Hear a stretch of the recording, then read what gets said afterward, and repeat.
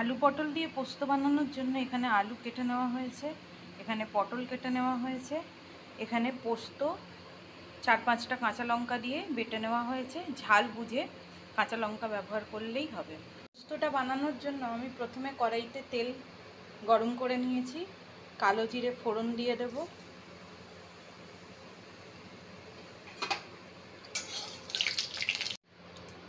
ফোড়নটা ফুটে উঠলে আমি প্রথমে পটলগুলো দিয়ে দিচ্ছি ভেজে নেওয়ার জন্য।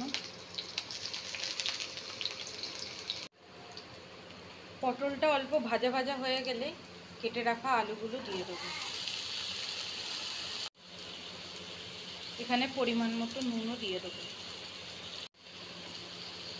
এখানে হলুদ গুঁড়ো দিয়ে দেবো। অনেকে পোস্ততে হলুদ গুঁড়ো দেয় না, কিন্তু আমরা একটু হলুদ গুঁড়ো দিই পোস্ততে। সমস্ত কিছু ভালো করে নেড়ে দেবো।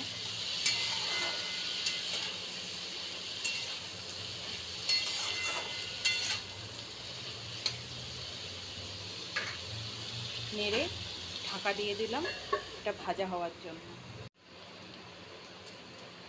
আমার আলু পটলগুলো এখানে ভালো করে লাল লাল করে ভাজা হয়ে গেছে। আমি এবার বেটে রাখা পোস্তটা এর মধ্যে দিয়ে দেবো।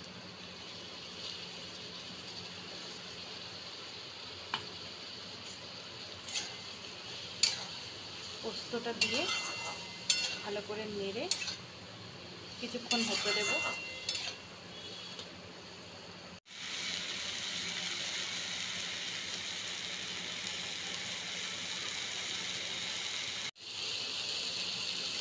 পোস্ত বেশি কষানোর দরকার পড়ে না, জাস্ট 1-2-3 মিনিট একটু নেড়ে আমি এর মধ্যে জল দিয়ে দেবো।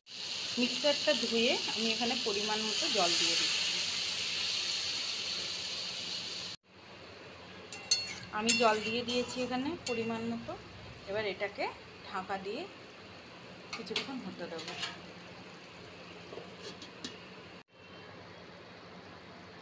আমার এখানে পোস্ত রান্না কমপ্লিট হয়ে গেছে। আমি ওপর থেকে একটু কাঁচা সর্ষের তেল ছড়িয়ে দিলাম।